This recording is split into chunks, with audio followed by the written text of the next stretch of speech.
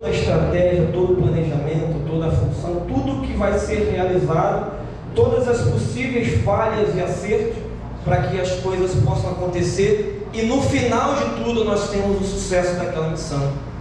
Eu queria aqui ler rapidamente algumas poucas estrofes de um livro, Porque Tarda o Pleno Avivamento. Diz assim, a oração toca a eternidade. A estrutura espiritual de um crente é determinada pelas suas orações. O pastor ou o crente que não ora está se desviando. O púlpito pode ser uma vitrine onde o pregador exibe seus talentos, mas no aposento da oração não temos como dar um jeito de aparecer. Embora a igreja seja pobre sob muitos aspectos, é muito pobre ainda na questão da oração. Contamos com muitas pessoas que sabem organizar, mas poucas dispostas a agonizar. Muitas que contribuem, mas poucas que oram. Muitos pastores, mas pouco fervor. Muitos temores, mas poucas lágrimas. Muitas são as que interferem, mas poucas as que intercedem. Muitas que escrevem, poucas que intercedem, poucas que combatem, que fracassam. Se fracassarmos na oração, fracassaremos em todas as frentes de batalha. Os dois requisitos para se ter uma vida cristã vitoriosa são visão e fervor. Ambos nascem da oração e dela se nutrem. O ministério da pregação é de poucos. O da oração, a mais importante de todas as atividades humanas, está aberta a todos. Porém, as criancinhas espirituais comentam sem menor constrangimento: hoje não vou à igreja, é dia de reunião de oração. Aí diz assim, aqui embaixo para terminar: a oração é profundamente simples e ao mesmo tempo profunda. É uma forma de expressão tão simples que até uma criancinha pode exercitá-la, mas é igualmente tão sublime que ultrapassa os recursos da linguagem humana, esgota seu vocabulário. Lançar-se diante de Deus em uma torrente de palavras não irá necessariamente impressioná-lo ou comovê-lo. Uma das mais significativas orações do Velho Testamento foi feita por uma pessoa que não pronunciou palavras. Seus lábios se movem, porém não se lhe ouvir dizer nenhuma.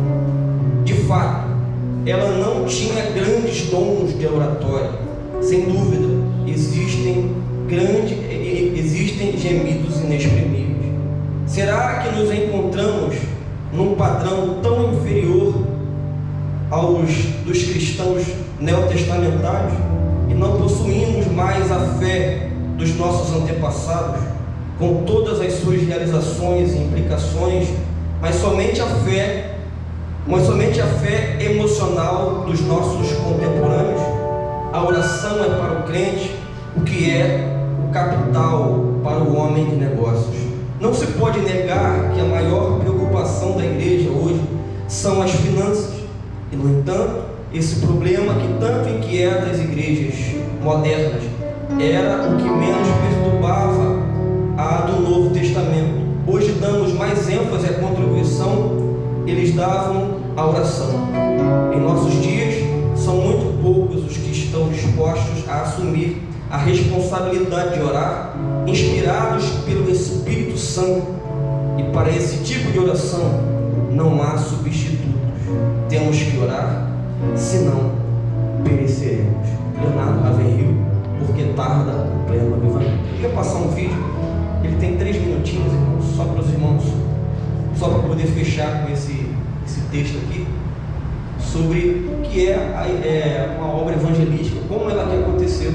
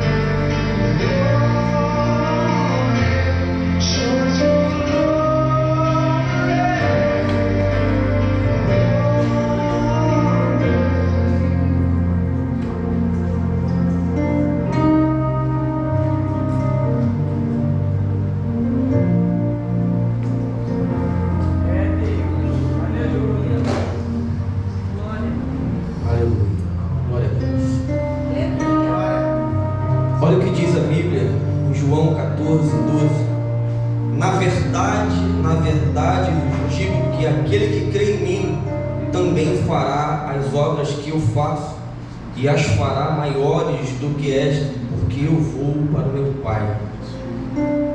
Você percebe que esse vídeo fala de um homem chamado William Seymour. Ele foi o homem precursor do avivamento da Rua Azusa. E se você observar, o movimento pentecostal genuíno, ele está diretamente ligado ao projeto evangelístico de Deus.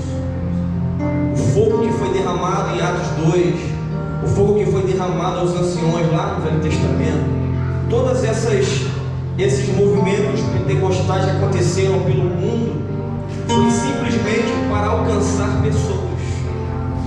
E é desse evangelho que Deus colocou no meu coração a quando eu fosse pregar, dizer: paralítico, em nome de Jesus, levanta e anda, cego vê, surdo fala, mudo ouve, canceroso seja curado, aidético seja curado.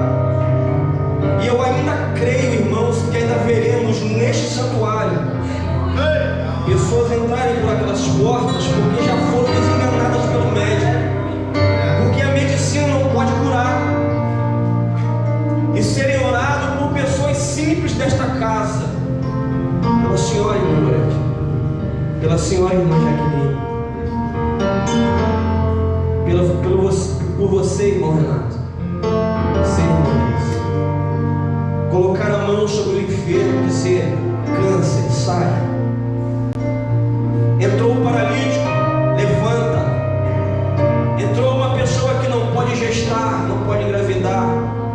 Hoje você vai gestar, hoje você vai engravidar, Deus vai te dar um filho. É esse evangelho que eu acredito. É esse evangelho em que nós temos a autoridade do Senhor, e as pessoas vêm a esse lugar porque aqui elas encontram Jesus de verdade. Mas quando a gente sai daqui, a simplicidade continua com a gente. Quando nós saímos daqui, nós não curamos para sermos popstar, nem para sermos estrelas. Nós não usamos a autoridade do Senhor para fazer como muitos doutores em divindade fazem por aí, para se tornarem verdadeiros showmen em cima dos púlpitos. Nós usamos a autoridade do Senhor porque Ele nos dá para que essas pessoas sejam alcançadas e a igreja se torne de fato, como diz o Senhor: eu, o Senhor, santifiquei este lugar, e esta casa será chamada casa de oração. Está lá em 2 Crônicas, no capítulo 7, quando Deus visita Salomão e fala sobre a inauguração do templo. E esta casa será chamada casa de oração.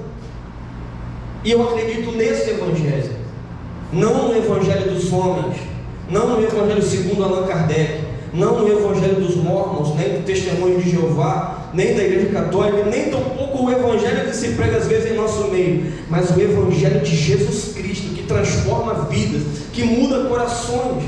Mas ainda assim, pessoas entrando por essas portas, os mais diversos tipos de doenças, seja elas psicossomáticas, seja ela social, seja ela comportamental. E quando entra por aquelas portas, o que encontra aqui, e aí, pastor, não sei se o senhor percebeu, se o senhor já viu a história da Rua Azusa, Esmirna parece muito com aquele lugar. Está numa esquina, tem duas ruas assim, uma aqui e a outra ali, tem umas portas muito parecidas com a que nós temos ali fora, e é um lugar bem pequeno. Então nós temos uma característica de uma Rua Azusa. Agora a pergunta é: se nós vamos ter a mesma unção daqueles homens e mulheres que o texto que nós vemos ali no vídeo, que não eram pessoas letradas, eram pessoas simples. E como disse Ravenhill, a oração, ela é ao mesmo tempo simples, mas ao mesmo tempo tão profunda. Todo mundo briga por isso aqui, ó, esse pedaço de chão chamado de altar, que está abaixo, está acima do chão. Todo mundo briga por isso aqui, ó. Sai tapa. Pastor Eliseu teve lá no Gideon da última hora e disse que lá é uma bagunça só atrás do mundo. Muita bagunça acontece. Muitas pessoas brigam, pagam para pregar nos Gideões. pastores pagam para pregar lá, porque é um culto que evidencia para o mundo inteiro. Mas ele disse que os aposentos da oração é um lugar onde ninguém quer, porque muitas das vezes é fétido, não tem as luzes da ribalta, não tem o holofote do mundo, tem só você e Deus e o quarto escuro, e as lágrimas, e o sofrimento, e a busca, e a peleja, e a madrugada, e o jejum. Isso é os aposentos da oração. Mas pergunto a vocês, quantos brigam pela oração? Quantos brigam pelo avivamento que sai dos aposentos da oração? Quantos querem dobrar o joelho para orar? Mais ou menos ninguém, ou muito poucos. Então nós somos uma igreja de pessoas simples, e eu agradeço muito a Deus por encontrar mim, porque na simplicidade que temos caminhado para esse propósito de sermos uma igreja de oração, de palavra, de vida com Deus, de uma palavra simples que sai dos irmãos que têm uma vida simples, que não são doutores, não têm faculdade, não têm letra, mas quando sobem aqui em cima, pregam uma palavra simples, mas que toca o coração, porque sai direto do trono da graça do Senhor. Amém? Vamos passar por um momento de louvor e adoração? O pessoal do Ministério do Louvor com o hino.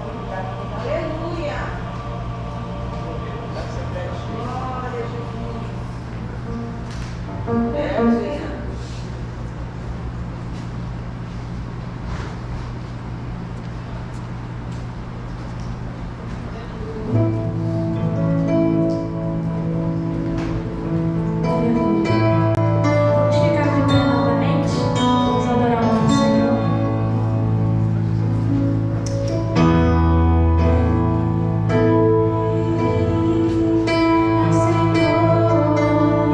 eu digo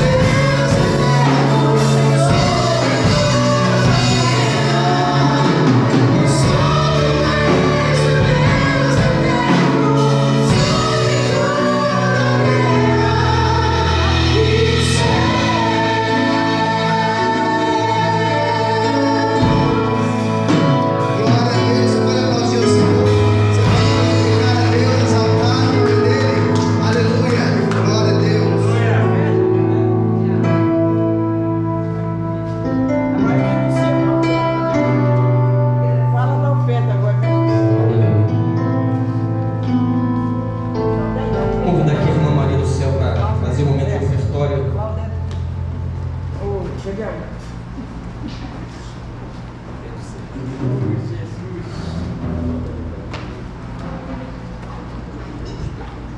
paz do Senhor, igreja. Amém. Agora nós vamos cooperar para a obra do Senhor. Cadê as palmas? Esse momento é um momento de gratidão a Deus. Nós fazemos a oferta por causa de 3 motivos.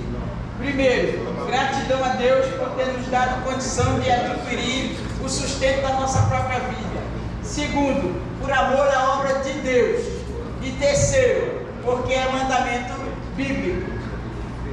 Trazei na casa do Senhor todos os dízimos, as ofertas alçadas e tudo aí vai. Amém? Então, irmãos, nós vamos agora fazer a oferta da redinha. Essa redinha você vai depositar a sua oferta nessa rede e vai descansar no Senhor. Amém? Amém. O Senhor vai multiplicar o seu celeiro. A equipe de louvor vai cantar um hino animado. Ah, é? Posso cantar aqui na hora do Eita, aleluia! Ele me deu a oportunidade para cantar o hino na hora da oferta. Então, à medida que eu vou cantando o hino, você levanta do seu lugar. Já estou jogando meu peixinho aí, aleluia! Glória a Deus. Você levanta do seu lugar e venha louvando ao Senhor, que a hora da oferta é a hora da festa. Isso é para o Natal dos filhos do missionário. Porque o filho do missionário um dia perguntou ao seu pai: meu pai, nós viemos ao campo para passar fome?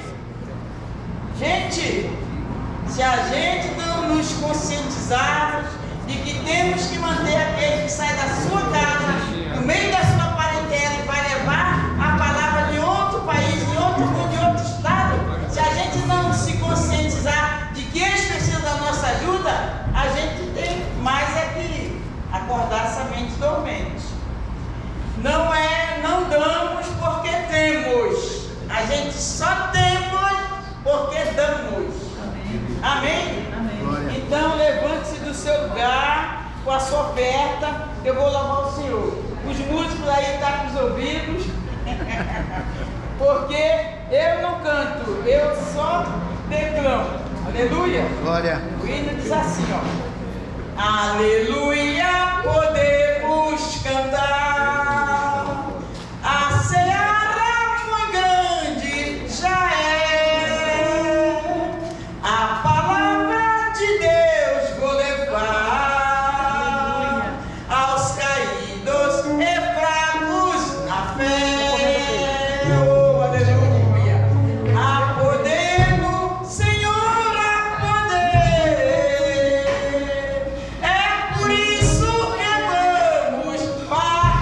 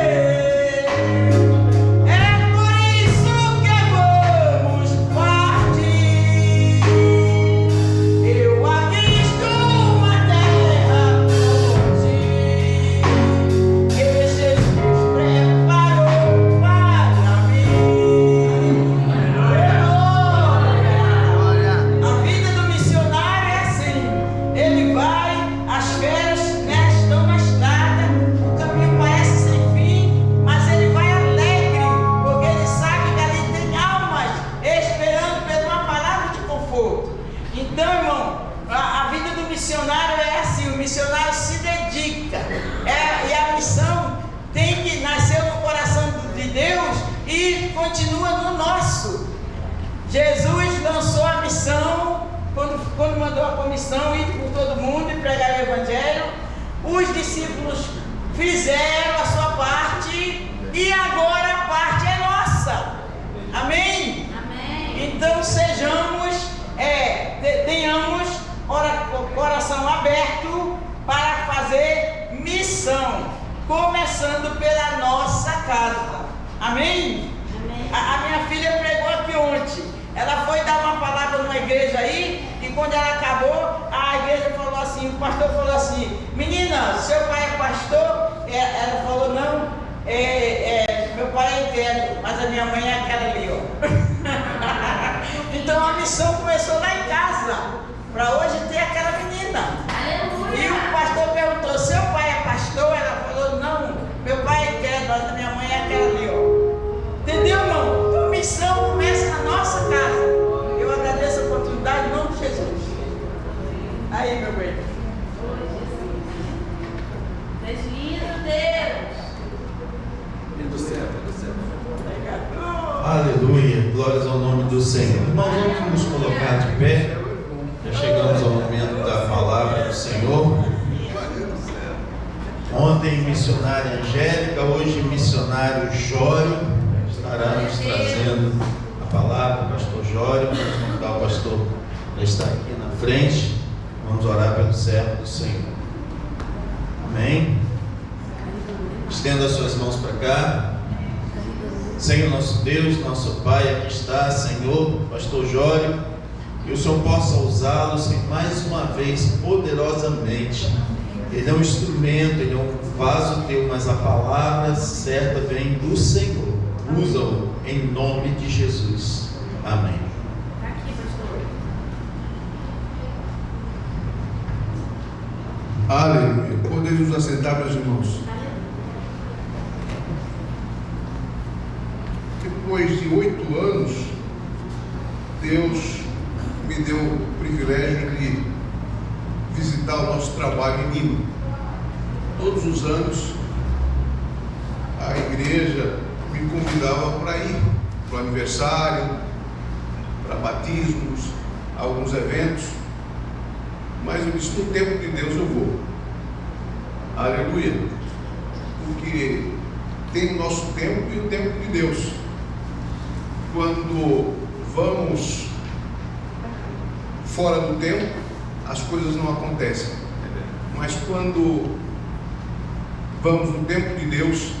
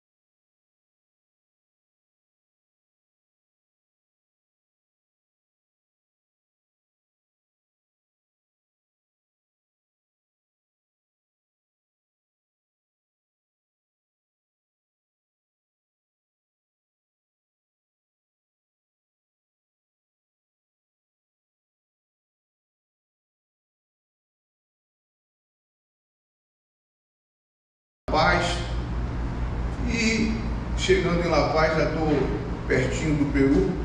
São 2 horas de viagem até a fronteira, e chegando no Peru, depois de 8 anos, visitamos a nossa igreja. Graças a Deus o trabalho lá está muito bem.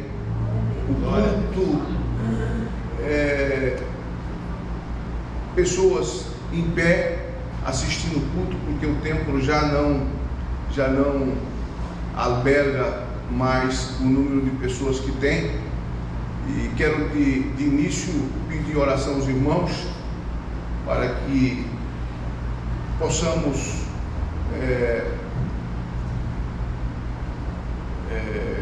jogar uma laje no templo embaixo, para fazer um templo em cima, porque o terreno é um pouco declinado. Então, só o tempo que temos só dá para umas 100 pessoas.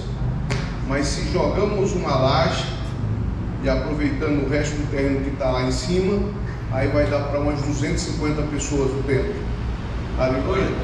Eu quero que de logo os irmãos estejam orando para que Deus possa abrir as portas e possamos fazer as colunas, né? Jogar uma laje para fazer o templo lá em cima.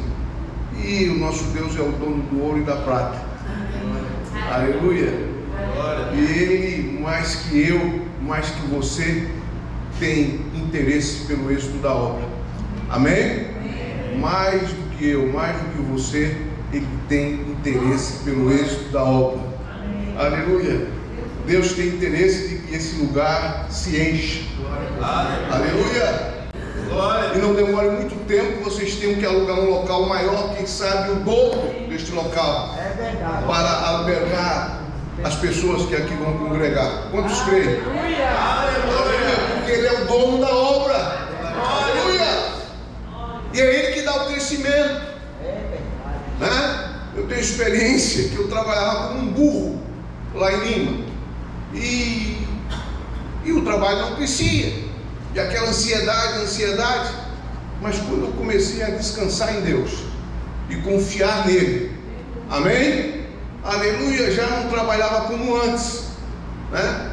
Porque às vezes trabalhamos com o burro, mas não na direção de Deus.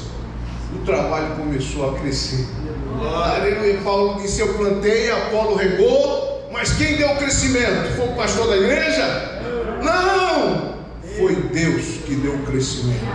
Aleluia. E Deus está dando crescimento aqui. Amém? Aleluia. Mas quando vocês menos esperarem, aleluia, vem uma bênção tão grande que vocês não poderão acreditar. Porque quantos creem que o nosso Deus é um Deus de surpresas? Aleluia. Paulo diz que Ele é poderoso para fazer nas nossas vidas e através delas muito mais do que pensamos ou imaginamos. O que você pensa que Deus pode fazer aqui? O que você imagina que Deus pode fazer aqui na Ribeira, através dessa igreja? Paulo disse que Deus é poderoso para fazer muito mais do que você pensa, do que vocês pensam. Quantos creem? Amém. Glória a Deus. Aleluia.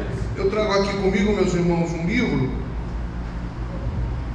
Esse livro foi no mês de abril que Deus me concedeu a oportunidade de escrever. Um mês que veio uma avalanche de problemas. Não vou contar problemas, porque eu só conto vitória. E comecei a me desanimar, até me deprimir.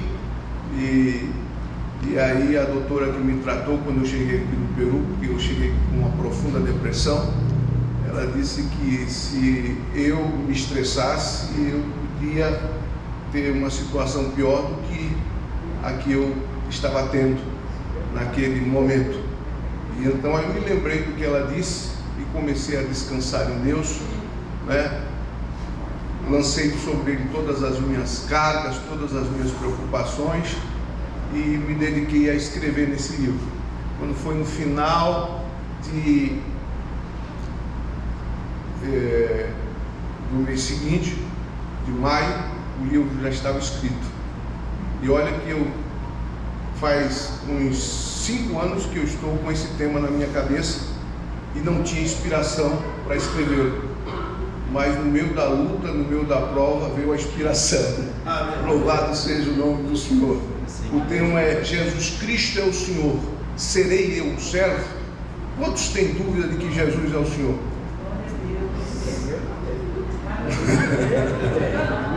Eu creio que nem crente salvo pode ter dúvida de que Jesus Cristo é o Senhor. A primeira coisa que fazemos quando entregamos nossas vidas a Jesus é confessar com as nossas bocas que Ele é Senhor. Aleluia. Então não temos nenhuma dúvida de que Ele é o Senhor. Agora, e eu? Será que eu sou um servo? Será que você é uma serva? Então, esse livro falamos sobre o senhorio de Cristo, né? E o que devemos fazer, examinando as Escrituras, para que sejamos verdadeiramente servos. Porque naquele dia você vai querer escutar dos lábios do nosso Senhor essas palavras: servo bom e fiel, serva boa e fiel, fostes fiel no pouco, sobre o muito te colocarei. Entra para o gozo do teu Senhor. Quem quer escutar essas palavras dos lábios do nosso Senhor? Aleluia! E vai ser de bênção para a sua vida esse livro, assim como foi de bênção para a minha vida quando Deus me estava dando a inspiração para escrevê-lo. Ele custa apenas R$20, e se vocês adquirirem, estão me abençoando e sendo abençoados com a mensagem da parte de Deus que há nele. Amém? Amém. Vai estar ali no final, vocês podem adquiri-lo. Vamos, meus irmãos, abrir as nossas Bíblias no livro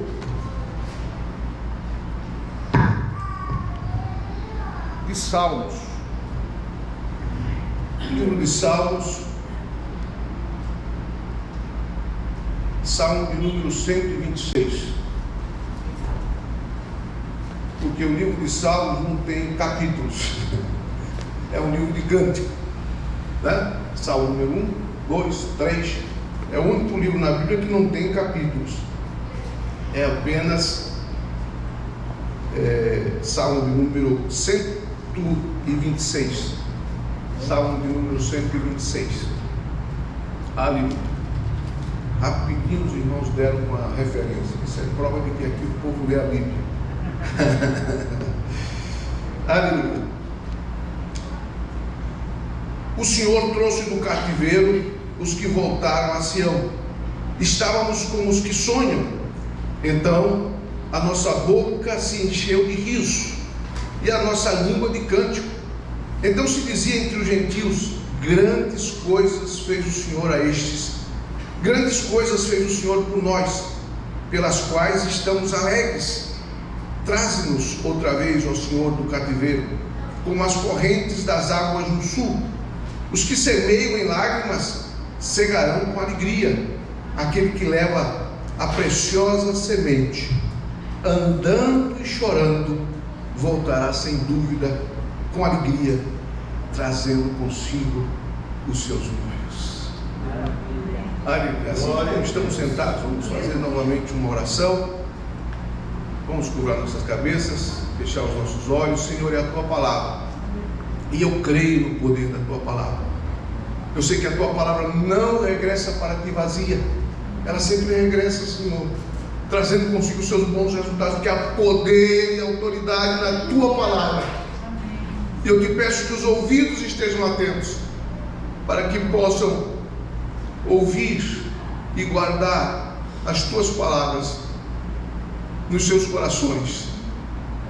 Aleluia. Porque há poder na Tua palavra. Amém e amém.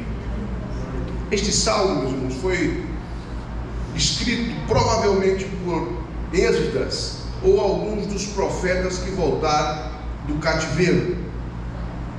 E o salmista, neste salmo, ele exorta aos seus ouvintes a serem agradecidos, a orar por aqueles que ficaram no cativeiro, e em terceiro lugar, anima aqueles que regressaram a se esforçar para restaurar tudo que o inimigo havia destruído. Porque quando Nabucodonosor invadiu Jerusalém, ele derrubou os muros da cidade, ele queimou as casas, Jerusalém estava em ruínas. Mas exorta eles a serem agradecidos. Por quê? Ou qual era a causa que eles tinham para serem agradecidos? Agradecidos porque o Senhor mudou a sorte deles. Qual era a sorte desse povo no cativeiro babilônico? Eles não tinham liberdade, eram escravos. Eles não moravam nas suas casas, eles moravam nas casas dos babilônicos. Eles não tinham terras, eles lavravam as terras dos babilônicos. Eles não tinham gado, eles não tinham ovelhas, eles pastoreavam as ovelhas e o gado dos babilônicos. E estavam debaixo do chicote, do látigo. E a sorte deles era viver nesse estado de miséria, de tristeza, de desgraça por toda a sua vida. Mas Deus, por meio do salmista, aleluia, diz a eles: sejam agradecidos, porque o Senhor mudou a vossa sorte. Agora vocês são livres, agora vocês têm as suas casas, agora vocês têm as suas terras, agora vocês têm o seu gado, as suas ovelhas. Louvado seja o nome do Senhor para sempre. Deus, por meio do salmista, agora que o Senhor mudou a sorte deles, os exorta a serem agradecidos. O salmista Davi, no Salmo de número 103, do versículo 1 ao 3, ele diz: que darei eu ao Senhor por todos os benefícios que Ele me há concedido? Ele reconhecia de que estava sentado sobre o trono de Israel, pela misericórdia e pelo favor, aleluia, de Deus. Ele não se sentia digno de estar sentado sobre o trono de Israel. Quem era Davi? Davi era o menor da sua casa. Quando Deus mandou a Samuel à casa de Jessé a ungir um dos seus filhos como rei de Israel, chegando lá, então Samuel viu todos os filhos ali reunidos, e Jessé colocou o primeiro filho diante de Samuel, o primogênito. Mas por quê? Porque o primogênito era o mais privilegiado. Quando o pai morria, ele recebia o dobro da porção da herança em relação aos demais. Ele ficava com a autoridade do pai sobre a família. Mas quando chega o primogênito, Deus diz a Samuel: não é isso. E vem o segundo, vem o terceiro, vem o quarto, vem o quinto, e já não tem mais nenhum dos filhos aí presente. E Samuel diz a Jessé: não tem mais nenhum dos teus filhos aqui entre nós? E então Jessé diz: eu ainda tenho um. Era esquecido, era o menor da sua casa, o mais desprezado. Tem um, é o menor, é Davi, ele está lá no campo pastoreando as nossas ovelhas. E então Samuel disse: traz um menino aqui. E quando trouxeram, Deus disse a Samuel: eis que eu escolhi para reinar sobre o meu povo. Porque Deus usa as coisas que não são para confundir as que são. Aleluia, aleluia. Quando Deus me chamou para ir ao Peru, eu era um jovem, tinha 25 anos, e estava trabalhando na Caixa, estava trabalhando na Caixa Econômica, e em Alagoas, meus irmãos, naquela época, que era pior do que agora, um jovem não era nem separado a porteiro da igreja, quanto mais enviar um jovem ao campo missionário. Mas eu, nesse dia, estava no culto lá na sede em Maceió, e sentado no último banco da galeria da igreja, e aí Deus começou a falar comigo. Não foi por um acaso que eu permiti que você fizesse aquele curso missiológico. Eu não tinha condições de fazer aquele curso missiológico. Deus tocou no coração de um irmão batista em Feira de Santana para que ele patrocinasse esse curso. Eu tinha que ter um salário e meio mensal para que eu pudesse fazer o curso, porque era hospedagem, era o pagamento do curso e tudo mais. E eu não tinha condições, e Deus tocou no coração de um irmão batista, dono de uma bomboniere em Feira de Santana, para que eu fizesse esse curso em Campinas. Depois de feito esse curso, eu tinha que fazer uma viagem de estágio pela Argentina, Chile, Peru e Bolívia. Se eu não tinha dinheiro para fazer o curso, quanto mais para fazer essa viagem de estágio. Deus tocou no coração de uma igreja na Suécia, uma igreja em Örebro, na Suécia, para patrocinar essa viagem. E aí o Espírito de Deus estava me lembrando tudo isso, e eu estava orando para que Deus levantasse alguém para ir ao Peru, porque nessa viagem foi onde eu passei mais dias, foram 15 dias, e nessa época, no ano de 88, a cidade de Lima era um terror. Você andava num ônibus público, na porta tinha um soldado com uma metralhadora, na porta de entrada e de saída outro soldado, guardando aquele ônibus para que não houvesse nenhum atentado, porque todos os dias tinha atentado em Lima. Um grupo guerrilheiro chamado Sendero Luminoso, foram 12 anos de guerrilha, mataram mais de 72 mil pessoas. Eles matavam a padres, a pastores, né? A situação era terrível. Ninguém queria ir para o Peru ser missionário naquela época. Não sei se vocês escutaram acerca desse grupo sanguinário chamado Sendero Luminoso. E aí eu tirei muitos slides. Naquela época não tinha projetor de multimídia, não, era projetor de slides. Os irmãos mais antigos se lembram, os mais novos não sabem nem o que é isso. E eu saía nas igrejas apresentando esses slides, mostrando a necessidade, para que Deus levantasse alguém, né, para ir ao Peru. E só mandavam um obreiro, se ele fosse pelo menos evangelista. Para você chegar a ser evangelista naquela época, né, tinha que estar com uma bengalinha, né, ou com os dedos caindo, para chegar a ser evangelista. Imagina um pastor e eu, um jovem, né? E Deus começou a falar ao meu coração: você anda aí apresentando esses slides, esperando que eu levante alguém daqui para ir ao Peru, mas é você que eu quero lá. Eu disse: nosso Senhor, eu agora comecei a trabalhar na Caixa Econômica, é um trabalho muito promissor, um futuro, né, para mim, né? E a igreja não vai enviar, sou um jovem, eles não separam nem porteiro sendo jovem, né? Quanto mais enviar um jovem ao campo missionário. Eu comecei a questionar a Deus os motivos pelos quais eu não poderia ir. E o Senhor falou ao meu coração: e Daniel Berg e Guna Vinca, eles eram casados? Eu disse: não, Senhor.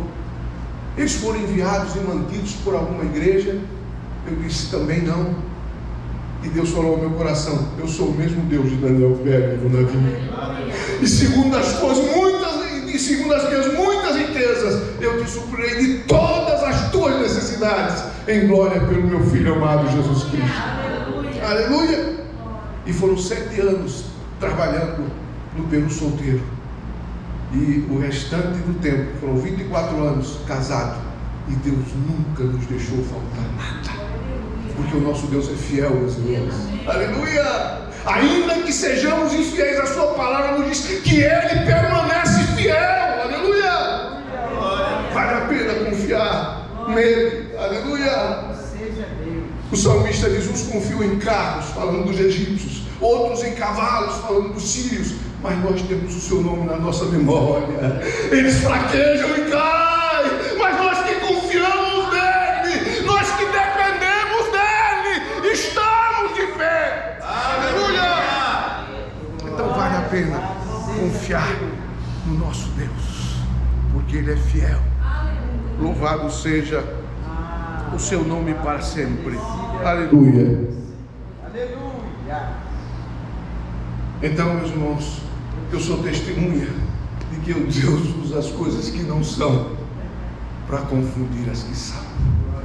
Quem sabe você aqui na igreja não tem nenhum carro, você não é presbítero, você não é diácono, nem porteiro você é, mas Deus tem um plano na sua vida. Aleluia, aleluia, porque Ele usa as coisas que não são para confundir as que são.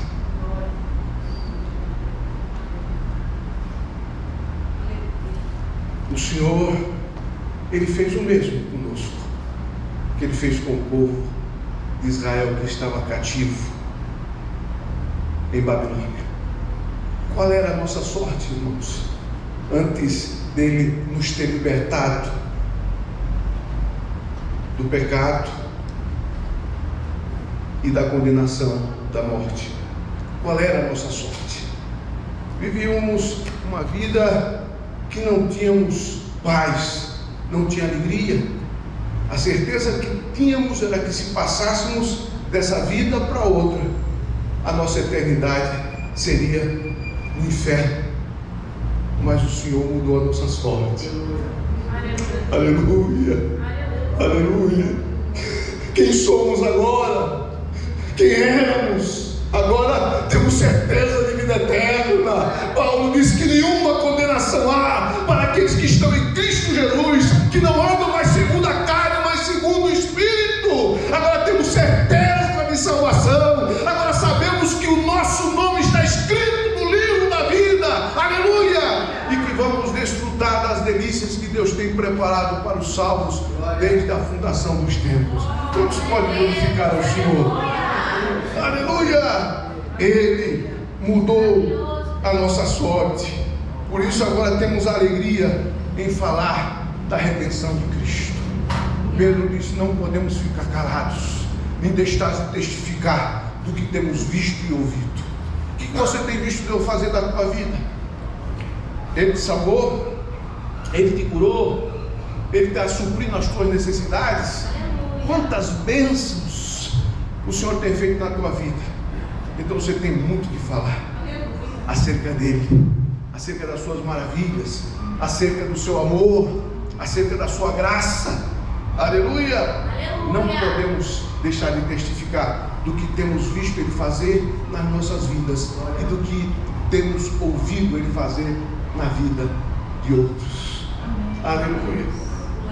Paulo, certa vez, ele disse aos irmãos de Roma: eu sou devedor, tanto a gregos como a bárbaros, tanto a sábios quanto a ignorantes. Devedor do quê? De tudo quanto o Senhor fez, aleluia, por nós, para que nós estivéssemos nessa manhã louvando e glorificando e exaltando o seu santo e bendito nome. Ele mesmo disse, o nosso Senhor, que por mais que façamos, ainda seremos considerados como servos inúteis, como se nada houvéssemos feito, porque muito mais Ele tem feito por nós. Se nós começamos a imaginar o que Ele sofreu, o que Ele padeceu, para que estivéssemos aqui nesta manhã, aleluia, seríamos eternamente gratos a Ele por todos os benefícios que Ele nos concedeu.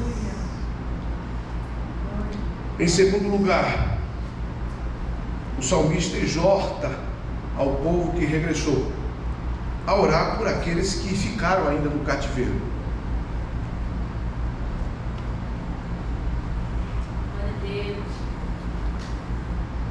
Porque quando Ciro deu a liberdade ao povo que estava no cativeiro, muitos não tomaram conhecimento.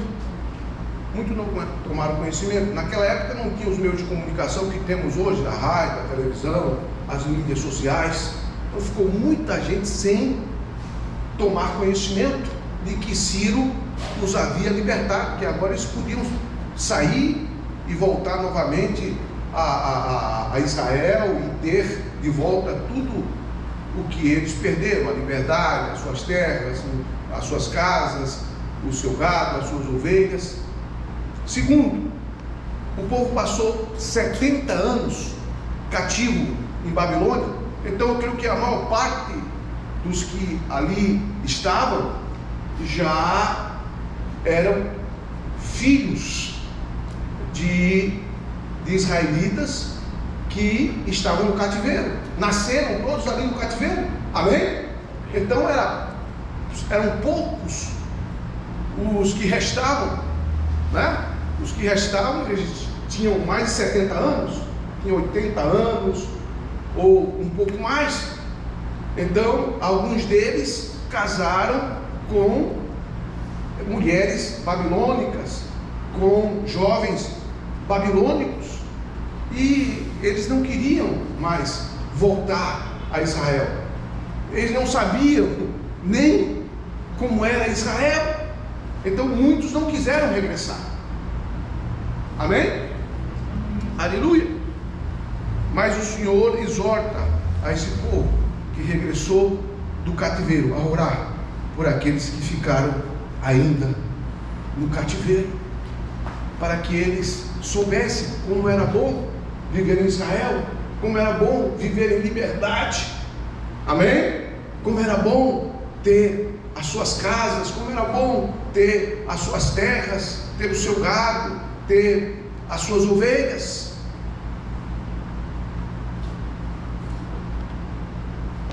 E o mesmo Jesus fez conosco, nos libertando da escravidão do pecado e da morte, devolvendo-nos tudo que o inimigo nos havia tomado. Aleluia, a dignidade.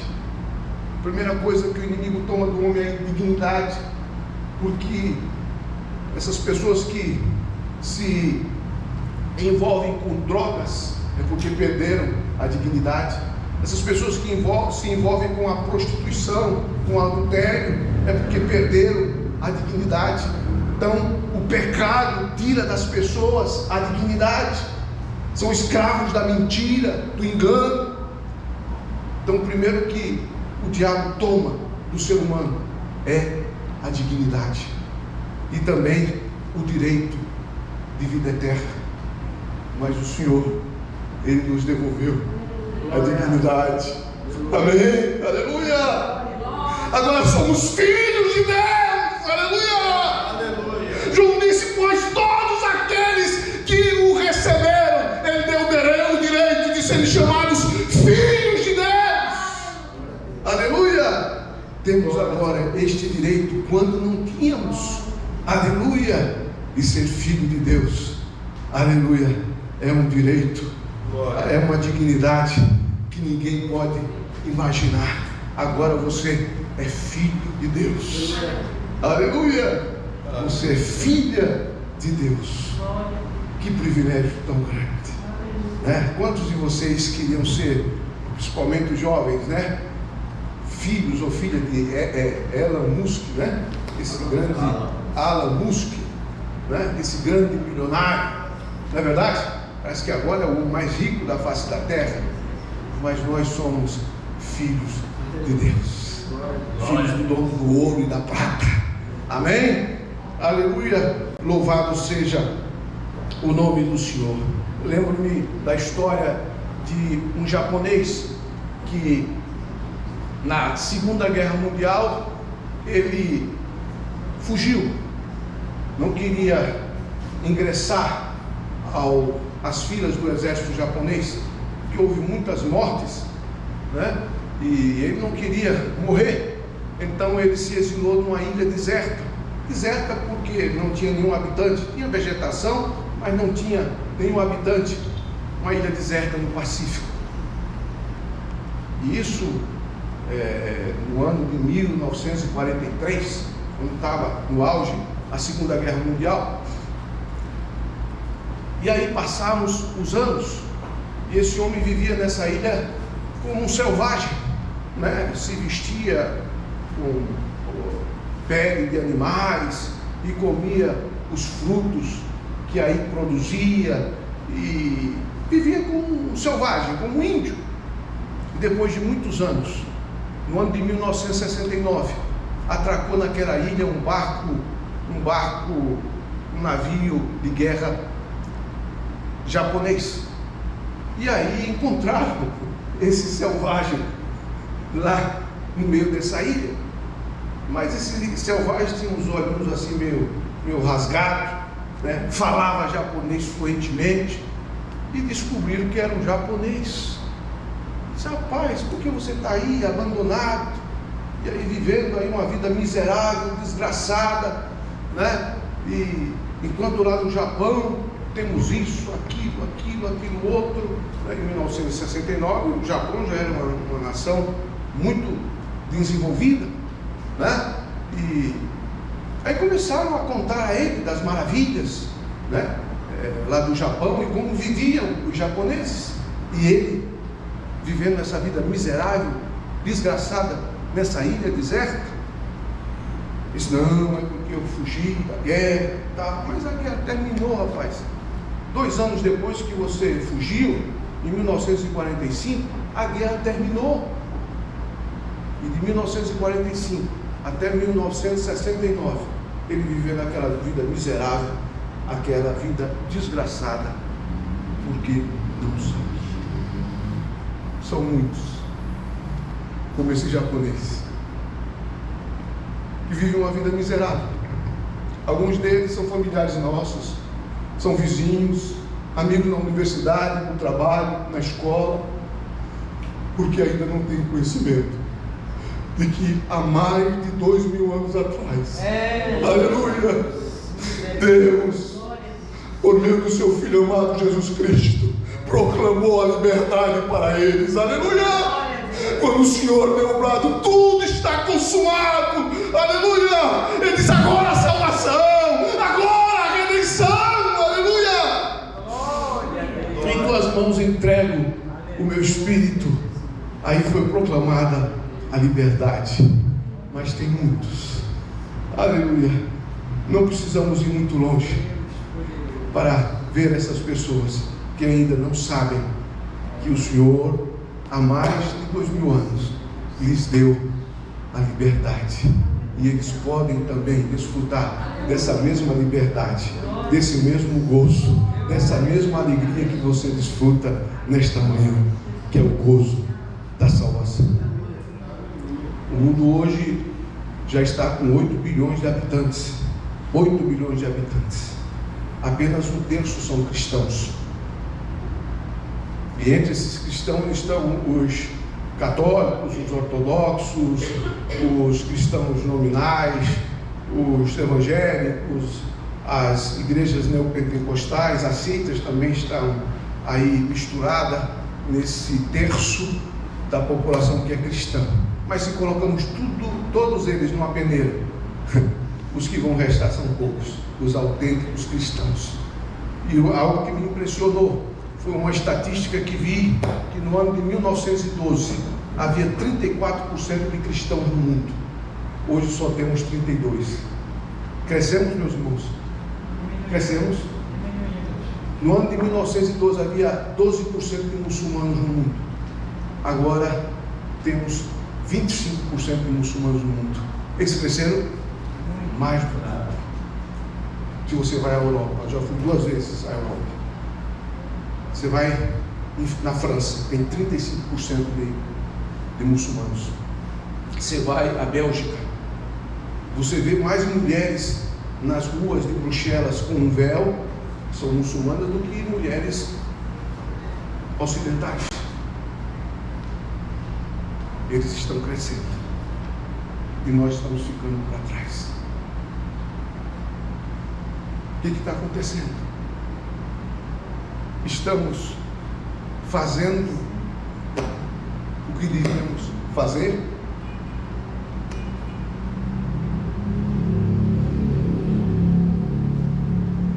Quantos missionários poderíamos ter mais no exterior? Ao invés de substituir e acrescentar, os que vêm não são substituídos e não estamos mais enviando missionários como antes. Não estou falando da nossa igreja aqui da ilha, eu estou falando da nossa igreja de um modo geral. Por quê? Por quê? Principalmente na Europa. Mas sustentar um missionário na Europa é muito caro, muito caro mesmo. Tem que dar para ele pelo menos 2.500 euros, para que ele possa viver uma vida digna na Europa. E 2.500 euros são uns 13 mil reais mensais. Não é toda igreja que pode manter um missionário na Europa, mas tem muitas igrejas no Brasil que podem manter um missionário na Europa. Ou podem juntar 3, 4, 5 igrejas e manter esse missionário na Europa. Era o berço. Foi o berço dos evangélicos, foi a Europa. A maior parte dos missionários que chegaram aqui no Brasil vieram da Europa. da Suécia, da Holanda, da Inglaterra, e depois vieram os missionários dos Estados Unidos, mas muitas igrejas grandes na Europa agora são boates, agora são museus, agora são restaurantes. Apenas uma lembrança do que foi a Europa. E o que reina agora na Europa, meus irmãos, é o materialismo, é o ateísmo. Ah, sim, Deus existe. E muitos deístas, mas ele está lá sentado lá no seu trono, soberano, ele não está preocupado com o destino, né, do ser humano. Não, ele está preocupado. Aleluia. Se ele não tivesse preocupado, ele não teria enviado o seu Filho de Jesus Cristo, para que todo aquele que nele crê não se perda, mas tenha a vida eterna. Ele está preocupado. Aleluia. Ele sempre preocupou tanto por mim, por você, que ele derramou o seu sangue precioso na cruz do Calvário para nos dar o direito de vida eterna.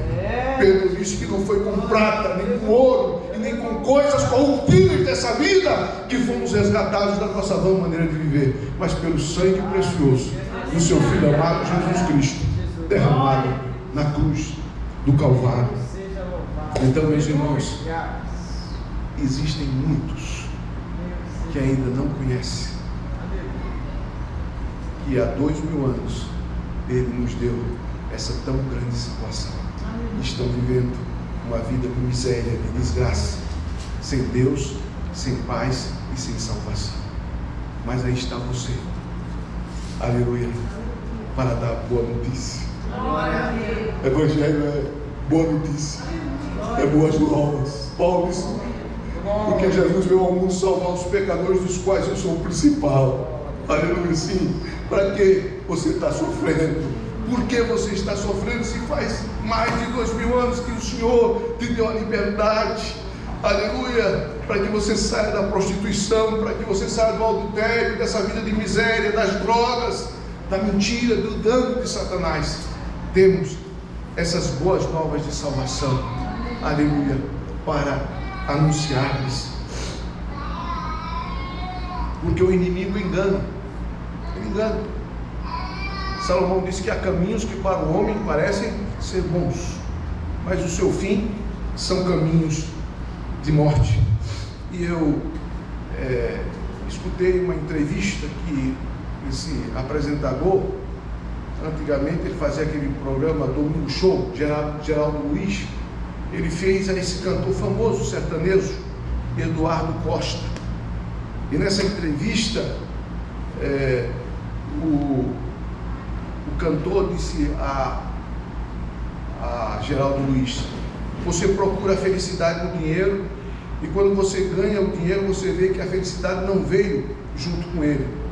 Você luta para conseguir certas coisas, e depois você descobre que é tão pobre que a única coisa que você tem é dinheiro.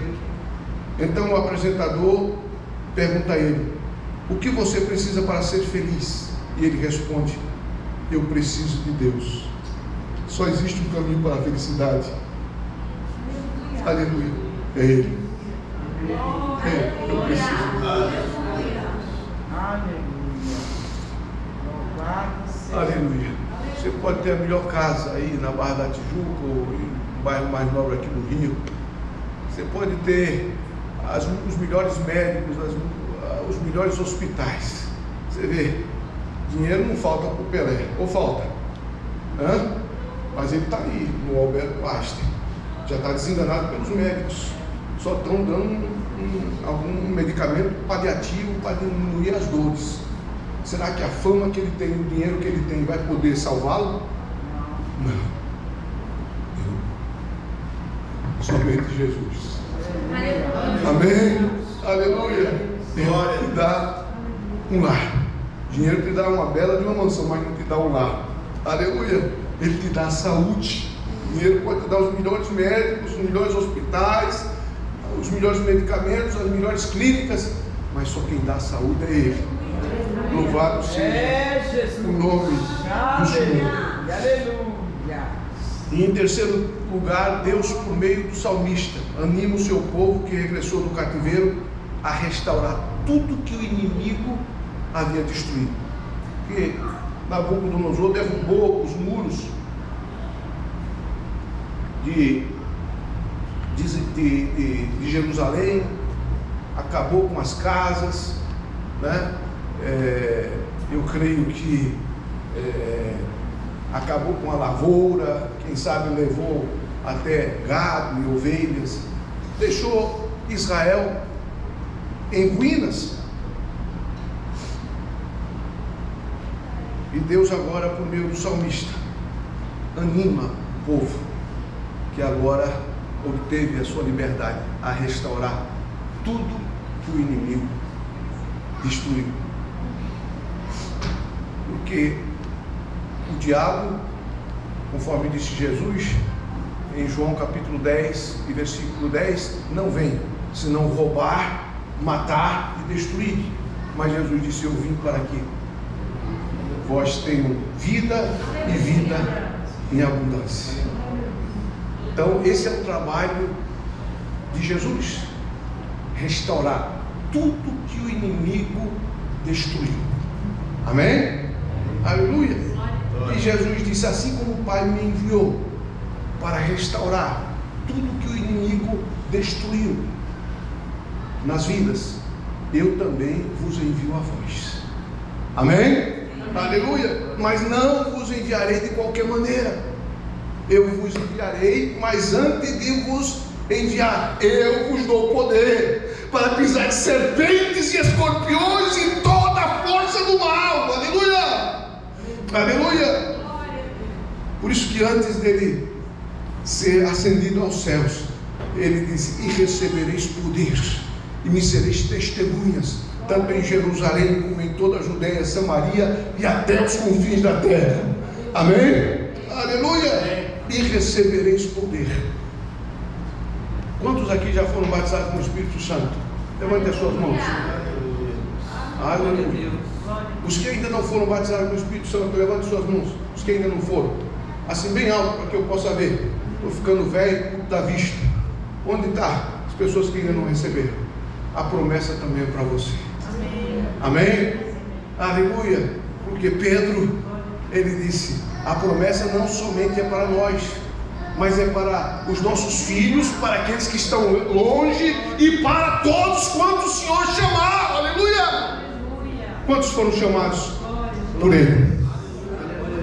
Jesus disse: não foi vocês que me escolheram, mas eu vos escolhi, eu vos chamei. Aleluia. Para que vocês saiam e deem fruto, e vosso fruto permaneça, para que tudo quanto vocês peçam ao meu Pai, no meu nome, Ele vos conceda.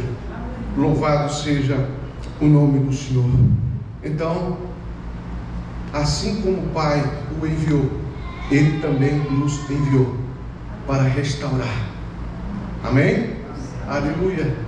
Para restaurar tudo que o inimigo tem destruído nas vidas dos que estão aí fora do mundo.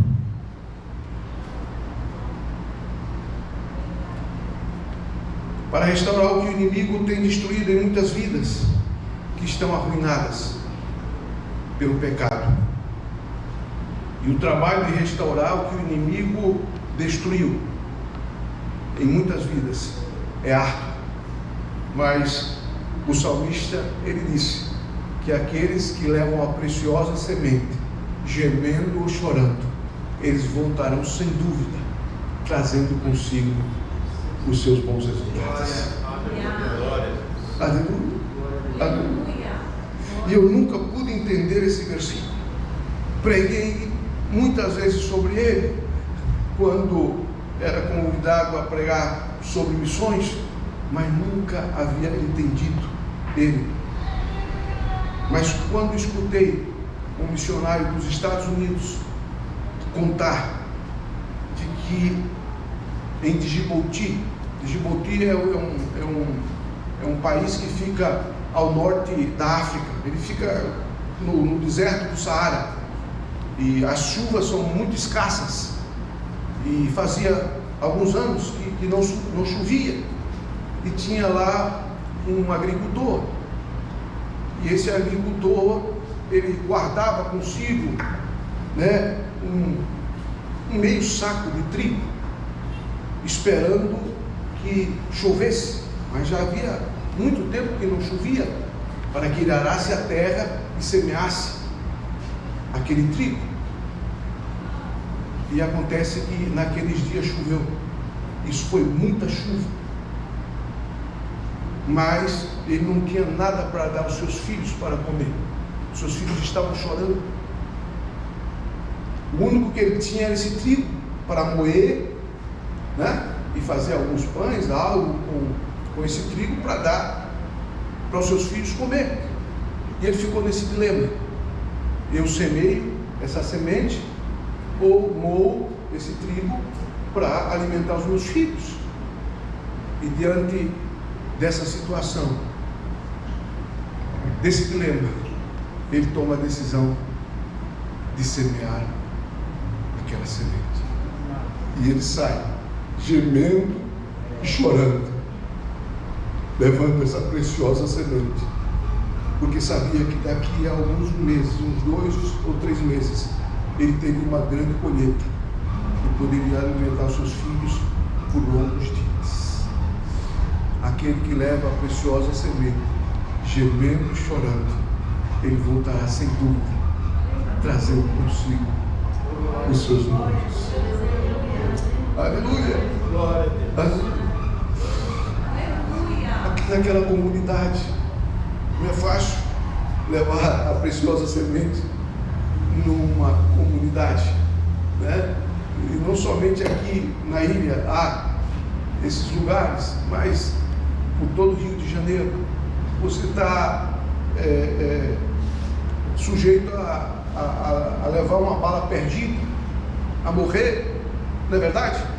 Né? Não é fácil. Tem lugares aqui no Brasil que não é fácil pregar o Evangelho. No sertão nordestino não é fácil pregar o Evangelho. Então ainda tem muita coisa a ser feita, apesar de que temos quase 40% de evangélicos aqui no Brasil, mas ainda tem muito a ser feito aqui no Brasil, porque se não houvesse muita coisa a ser feita, Lula não estaria aí, né, prestes a assumir o governo. Então, meus irmãos, o trabalho não é fácil. É fácil estar aqui, né, nessas 4 paredes, né, ar-condicionado. Tem algumas igrejas que não aceitam mais essas cadeiras, só aquelas cadeiras acolchoadas. Os irmãos querem conforto, né?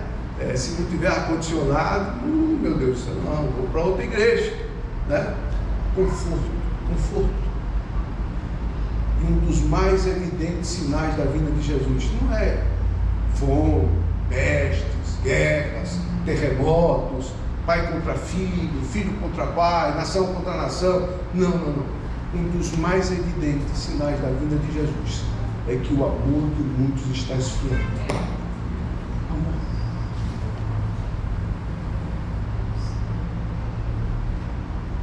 A maior parte dos irmãos só vem na igreja no domingo. Ou estou errado?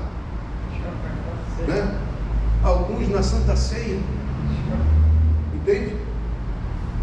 Quando eu era jovem, adolescente, a minha casa era 5 quilômetros, eu vivia na roça. Íamos caminhando até a igreja. Tinha irmãos que vinham de 3 léguas. 3 léguas são 18 quilômetros, caminhando para assistir o culto. Não era no domingo não, era culto de doutrina. Culto de doutrina na terça-feira. E essa gente passava o dia todo na roça, trabalhando, desde as 5 da manhã até as 3. Eles terminavam um pouquinho cedo, para caminhar tudo isso e chegar na igreja. Chegavam já cansados, muito cansados, porque trabalhando das 5 até as 3 e é 3 horas da tarde, e o sol estava quente, né? E depois do culto eles voltavam, chegavam em casa lá para meia-noite, um pouquinho mais, e no outro dia despertar às 5 da manhã para enfrentar o dia trabalhando na roça. Era amor. Amém? Amor. amor a Deus, para viver uma vida de santidade, uma vida piedosa, né? Amor pela palavra, amor pelo próximo. O amor de muitos se está esfriando. E alguns pensam que para fazer missões é necessário atravessar as fronteiras. Não, pastor, você fez missões, você atravessou as fronteiras, você foi ao Peru, passou lá 24 anos. Não. Para fazer missões, irmãos, basta atravessar a rua e pregar para aquele transeunte que está passando. Você já está fazendo missões. Aleluia. Glória. E se uma igreja fizer tudo e não fizer missões, ela não fez nada. Porém, se essa mesma igreja não fizer nada e fizer missões, ela fez tudo. Tem uma igreja da Ásia Menor e Jesus mandou João escrever uma carta para ela, a igreja de Éfeso. Mas a carta não foi direcionada à igreja, foi ao pastor da igreja, ao anjo da igreja que está em Éfeso. E Deus colocou aquele pastor lá em cima, né? Reconheceu o árduo trabalho do pastor que trabalhava, né? Que provava aqueles que se diziam apóstolos e não eram, né? Mas eu tenho algo contra ti, que perdestes o primeiro amor. O primeiro. A igreja primitiva, ela vivia este amor. Aleluia. Era por isso que cada dia o Senhor acrescentava o número daqueles que haviam de ser salvos, porque eles não perdiam tempo. Não. Quando este amor está reinando nos nossos corações, não perdemos tempo. Lá no mercado estamos fazendo compra, aleluia, pregamos aquela senhora, aquele senhor do caixa que vamos pagar, aleluia, pregamos para aquele senhor do Uber, onde estivermos, aleluia, não negligenciamos essa grande tarefa que o Senhor nos designou, aleluia, de ir por todo mundo e pregar o Evangelho a toda criatura. E para concluir, eu queria falar de um grande servo de Deus. Não sei se os irmãos já escutaram acerca do nome dele, John Wright. Quem já escutou acerca de John Wright? John Wright, ele não podia passar um dia sem ganhar uma alma para Jesus. Ele não passava um dia sem ganhar uma alma para Jesus. E naquele dia, um inverno muito intenso em Londres, ele havia pregado para muitas pessoas, mas ainda não havia tido o êxito de que um deles entregasse as suas vidas a Jesus. E já estava quase perto de meia-noite, eu creio que já era quase 11 horas da noite, por aí, e ele encontrou um bêbado no meio da rua. E esse bêbado estava tremendo de frio, né? Ele começou a falar de Jesus para esse bêbado. E o bêbado, depois de escutá-lo, disse: você fala deste Jesus, deste amor que ele teve, tudo. E você? Está vendo eu aqui morrendo de frio, você com essa bela casaca, abrigado. E John Wright pegou aquela casaca, tirou do seu corpo e envolveu aquele bêbado. E disse: de agora adiante essa casaca é sua. Ele ficou tremendo de frio, mas deu a casaca ao bêbado. E o bêbado começou a chorar. E disse: eu quero receber esse Cristo como meu Salvador. Aleluia! E naquele momento ele fez a sua decisão. E quando ele confessou com a sua boca que Jesus Cristo era o seu Senhor, o relógio tocou o Big Ben, meia-noite. Ele não passava um dia sem trazer uma alma para Jesus. Dá-me almas, senão morrerei, dizia John Wright. E quando ele morreu, fizeram uma autópsia, e aí perceberam que o coração dele tinha se deslocado um pouco até o lado direito. E os médicos disseram: foi de tanto clamor, de tanta aflição, né? Em prol das almas perdidas. E Paulo disse que haja em vós esse mesmo sentir que houve em Cristo Jesus. Amém? Aleluia. Fazer missões, meus irmãos, é sair da nossa zona de conforto, da nossa comodidade. Eu, quando estava estudando em Pindamonhangaba, no seminário, tinha um coro, tinha um hino que o coral cantava e o coro dizia: minha casa está cheia, mas meus campos estão vazios. Quem irá ao campo trabalhar? Todos querem só ficar ao redor da minha mesa, enquanto a seara vazia está. Aqui está a mesa, né? Momentos gloriosos de louvor, pregações maravilhosas, né? Banquetes espirituais desfrutamos aqui. Amém? E lá fora?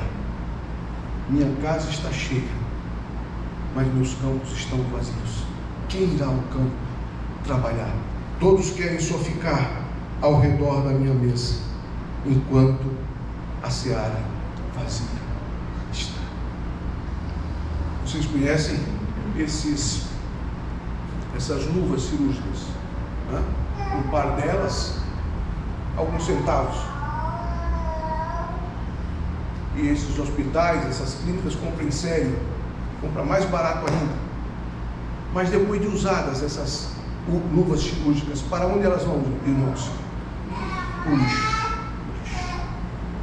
Mas essas luvas, nas mãos daquele cirurgião que faz um transplante de coração, um transplante de fígado, de rim, transplante da medula óssea, elas nas mãos desse cirurgião têm muito valor.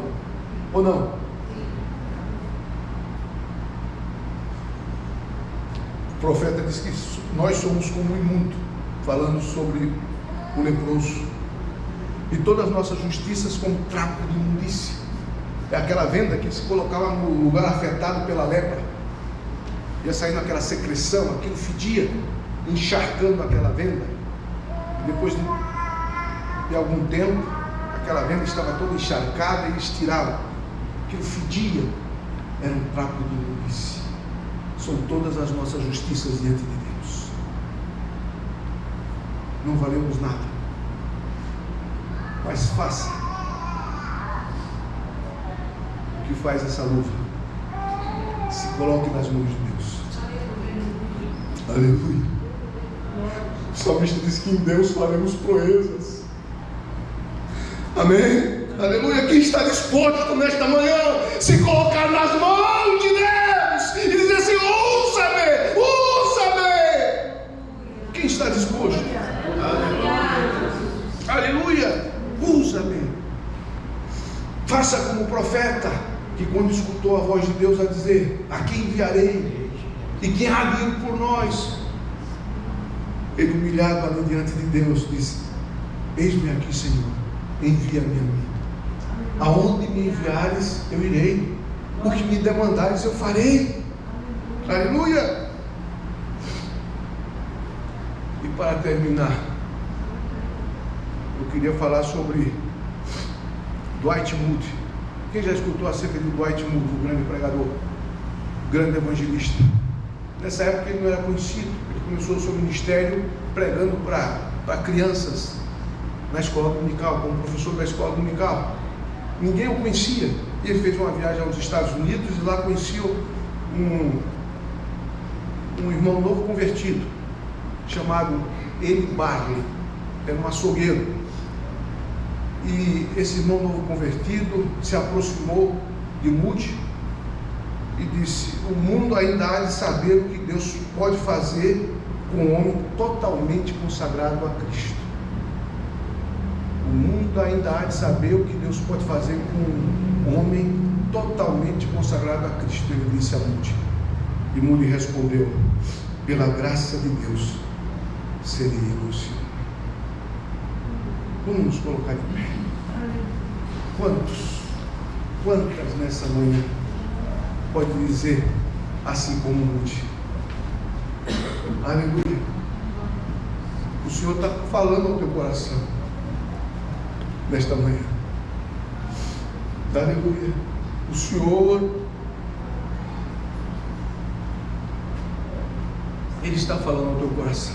O mundo ainda há de saber o que Deus pode fazer com um homem, com uma mulher, com um jovem totalmente consagrado a Cristo. Diga como mude nesta noite: serei eu esse homem, serei eu esta mulher, serei eu este jovem, essa jovem. É, Jesus. Aleluia. Quero perguntar outra vez: quantos querem ser usados por Deus? Pastor, Deus já está nos usando, mas Ele quer fazer muito mais. A sua palavra diz que Ele é poderoso para fazer muito mais do que pensamos ou imaginamos. Quantos querem que o Senhor faça muito mais do que você pensa, do que você imagina? Pode engrandecido é o teu nome, Na tua vida e através da tua vida. Deus poderoso. Aleluia. Para que através da sua vida, seus familiares que ainda não conhecem a Cristo possam conhecê-lo. Para que através da tua vida, no teu testemunho, os teus vizinhos, amigos, no colégio, na universidade, no trabalho, possam conhecê-lo. Aleluia. E eu não sei se daqui, entre os que aqui estão presentes, há um jovem, uma jovem, um irmão, uma irmã, e o Senhor vai levá-lo além das fronteiras.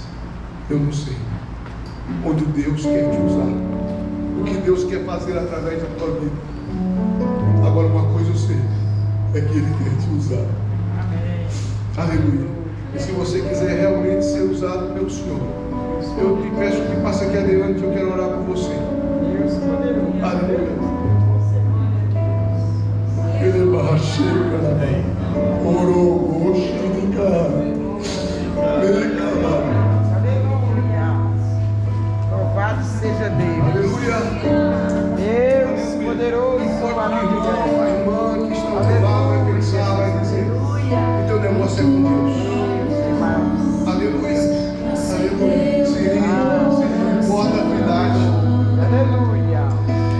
Moisés tinha 80 anos quando o Senhor chamou para fazer uma grande obra. Ele deu o vigor de um jovem e uma jovem. Aleluia.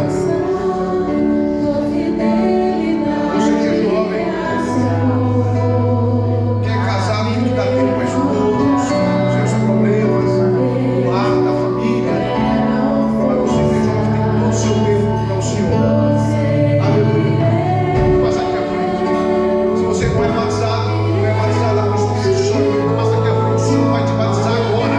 Agora.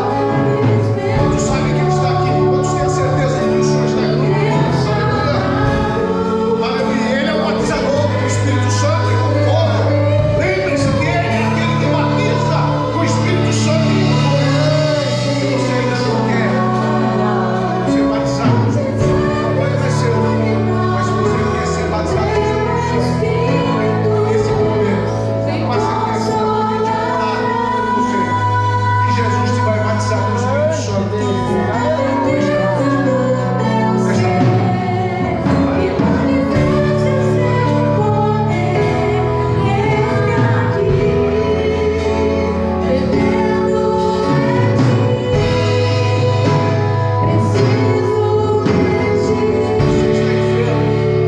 Passa aqui à frente, o Senhor vai te curar. Aleluia. Deus Nesses seja dias louvado. de Aleluia. viagem pela Bolívia e pelo Peru. Aleluia, Jesus fez muitos milagres. Deus de infinita graça. Aleluia. Deus. E um dos milagres que Ele fez Maravilha. foi um culto lá em Cochabamba, Graças te damos. à noite no domingo. Muitos enfermos foram curados naquele dia. E no dia seguinte, veio uma irmã. Eu estava tomando café na casa do pastor. E ela disse: Pastor Jório, a minha tia está prostrada numa cama. E eu queria que o senhor fosse lá orar. Estava muito cansado. Mas eu disse: mano, depois do almoço eu vou lá.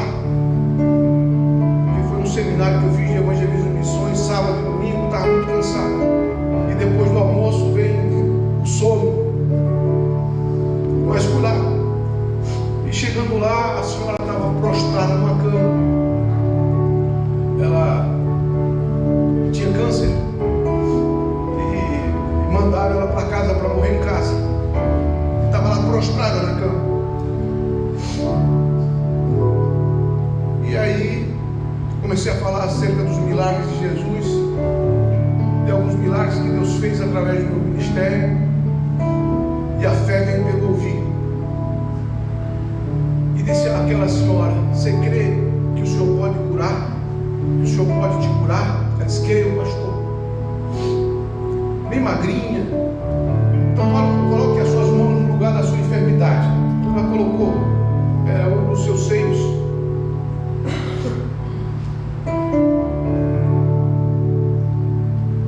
E ela deitada, coloquei as minhas mãos sobre a sua cabeça e orei ao Senhor. E senti a unção. Aleluia. Aleluia.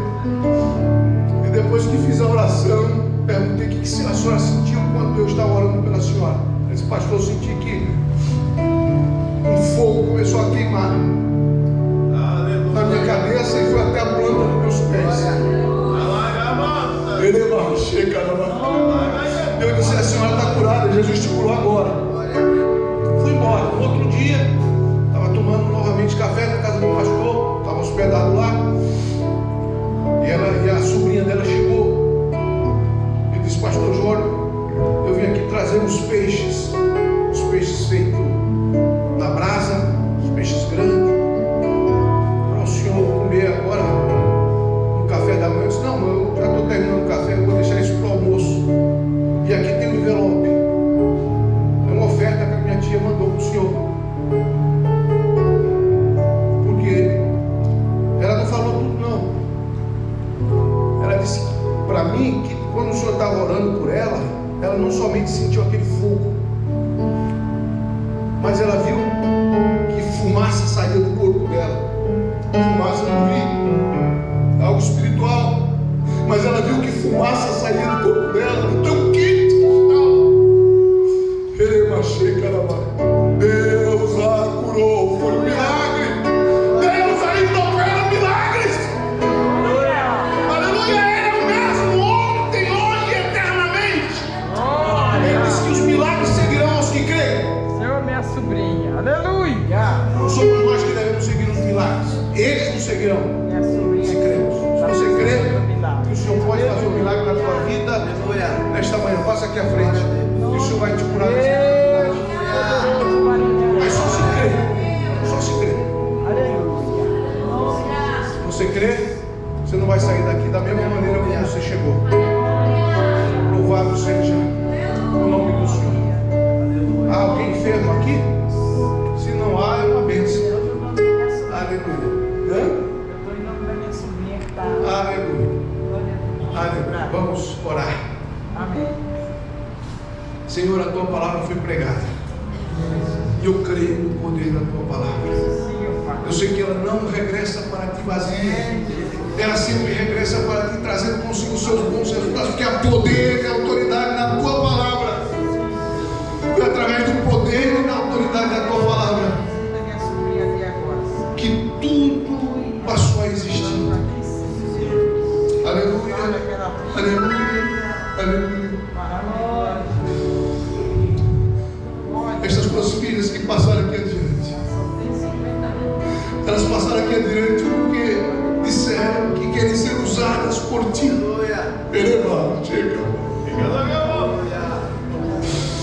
E se elas querem ser usadas por ti, não importa a idade que elas tenham,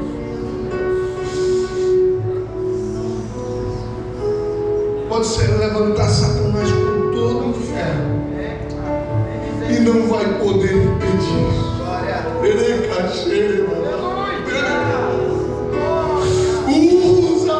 Usa-as para a glória, honra e louvor do teu nome, para que o teu nome seja glorificado através da vida delas. Aleluia. Não sei em que área o Senhor as quer usar. Aleluia. Mas usa para a glória do teu nome.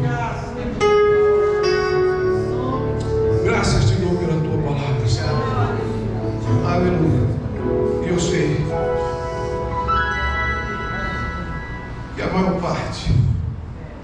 Quero dizer, pela fé toda a igreja aqui presente, não escutou a palavra pelo ouvido e deixou escapar pelo outro, mas deixou que a tua palavra descesse e guardaram a tua palavra nos seus corações. Aleluia, aleluia. E eu sei que o Senhor vai usar cada um dos que aqui estão presentes, em particular, para a salvação dos seus familiares, dos seus vizinhos, dos seus amigos no colégio, na universidade, no trabalho, na escola. Aleluia. O teu nome será glorificado através da vida de cada um deles. Sim, Senhor. E eu creio que daqui para o final deste ano e próximo se inicia, não vai haver mais lugar neste local para congregar os que aqui vão congregar. Aleluia. Isso porque os teus filhos vão se comprometer. Diga diante do Senhor, faça um pacto com Deus nessa manhã. Diga: Senhor, eu me comprometo. Eu faço um pacto contigo. E no ano que vem, pelo menos ganhar uma alma para ti. Mas não somente ganhar essa alma para ti, mas levá-la ao batismo. Aleluia. É o mínimo que eu posso fazer durante o ano. Diga ao Senhor, é o mínimo. É o mínimo mesmo. Amém? Quem fez esse pacto com o Senhor? É o nosso irmão. Aleluia. Aqui eu contei umas 25 pessoas. Então esses que fizeram um pacto com o Senhor, o ano que vem, no final do ano, eu quero ver mais 25 pessoas aqui. Glória a Deus. Amém? E cada um desses que fizeram um pacto no final do ano, eu vou cobrar. Eu vou cobrar. Entende? O pastor vai me dar o nome de cada um de vocês aqui. Entende? E eu vou cobrar. Né? Mas a minha cobrança não é nada não. A cobrança é do Senhor. Porque o pacto vocês não fizeram comigo não. O pacto vocês fizeram com Ele. Amém? Amém?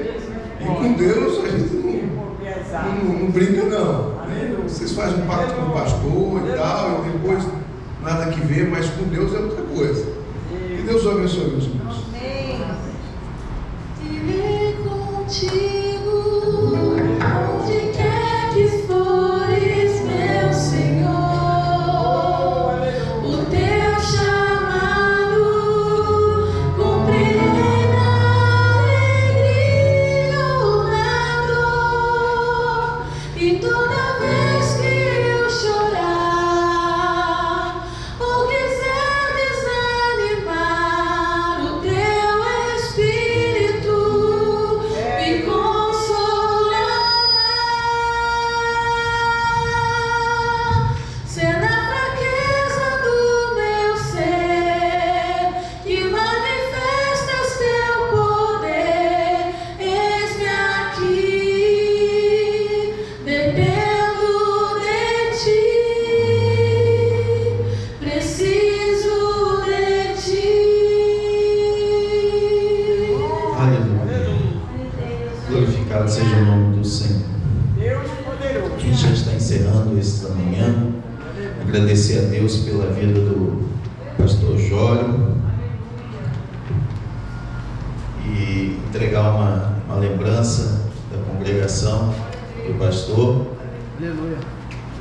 Glória a Deus. Deus abençoe, apenas uma lembrança. Deus abençoe a sua vida. Uma foto aí, pastor. Amém? Irmãos, eu não, longe de mim, querer.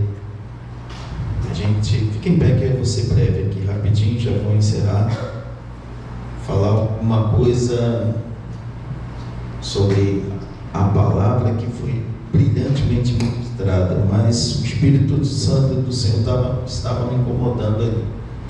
Hoje de manhã eu acordei com um texto em mente. Comentei até com Lília, minha esposa. O Senhor está me incomodando com esse texto. E como o Espírito Santo de Deus faz, principalmente aqui em Esmirna, ele confirma. E o pastor falou sobre esse texto aqui. É o texto da igreja de Éfeso, em Apocalipse 2. A carta que foi escrita para o anjo da igreja, mas o Espírito falou: diga à minha igreja, leia esse texto para a minha igreja.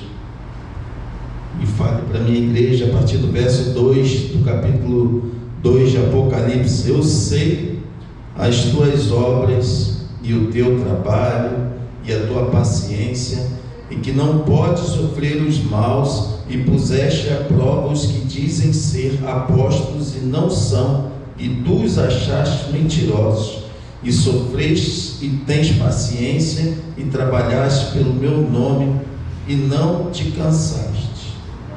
Só elogios, né? O pastor fez um desafio para a igreja aqui, do ano que vem, para o ano que vem. Então, todos vocês são elogiados aqui. Sei das tuas obras. Mas olha o que diz a partir do verso 4. Tenho, porém, contra ti que deixastes o teu primeiro amor. Lembra-te, pois, de onde caíste, e arrepende-te, e pratica as primeiras obras, quando não brevemente a te virei e tirarei o seu lugar, o teu castiçal, se não te arrependeres. Tens, porém, isto, que aborreceis as obras dos nicolaítas, as quais eu também aborreço. Quem tem ouvidos, ouça o que o Espírito diz às igrejas. Ao que vencer, dar-lhe-ei a comer da árvore da vida que está no meio do paraíso de Deus. Quando aceitamos a Cristo, estamos naquele furor do primeiro amor. E falamos, pregamos sobre o Evangelho. O tempo vai passando e muitas vezes perdemos oportunidades. A começar por mim. Se você quer que Esmirna dobre de tamanho no ano que vem, vamos nos lembrar de onde esquecemos, de onde caímos no primeiro amor. Amém?